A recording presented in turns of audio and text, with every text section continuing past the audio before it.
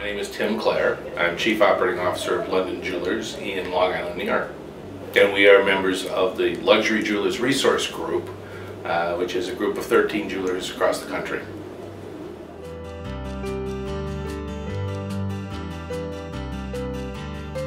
We're high-end luxury branded jewelry by and large watch operation, bridal operation, repairs, full service. And that would be pretty much a template for the rest of the luxury group members.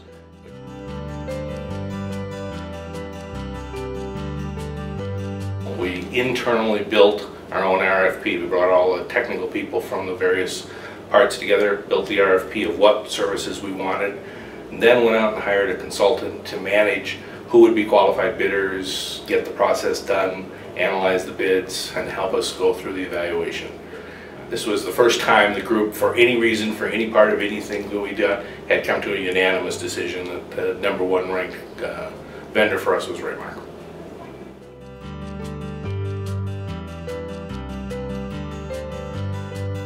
I think that we had enough technical people to really look into the code, the database management, and really make sure that we were making a generational step forward from the systems we were using now. So that had to be a core.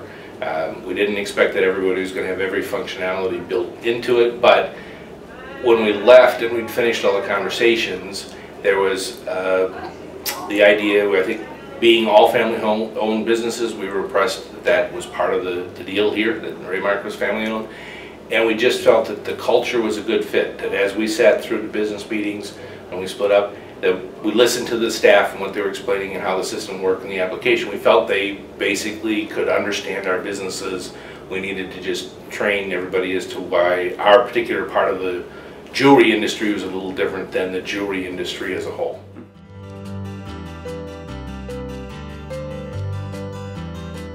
Right now, I think that we feel two equal tugs. We need more service. The companies, the members are growing pretty fast, good opportunities for future growth, and we need more responsiveness on the part of our vendors, that when we run into a situation, we need to change something, we need to develop something, we need a response in a reasonable period of time, and that was one of the considerations that we had. Then we are also looking at our external environment. Over the last few years, the question of data privacy, being able to encrypt data and manage the credit card process and all that, very, very important for us, because we are, of the jewelry trade, we really represent the upper 5–10%. So we're dealing in high value pieces, well-heeled customers, a lot of exposure to being able to make sure your customer experience is correct and the data is secure, and that's an external threat to us.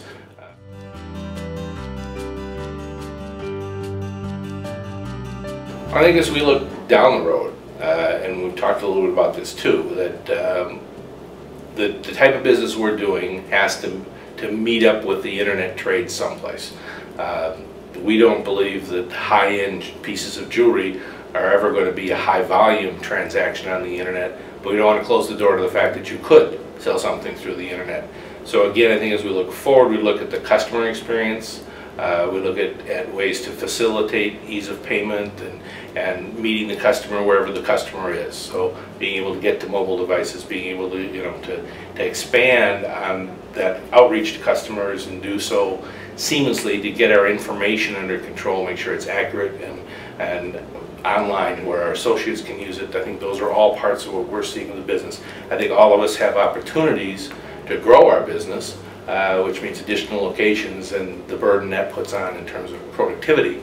So we want to also make something that's scalability, that it has a good, strong ability to grow no matter how much larger any one of us become or that all of us collectively become.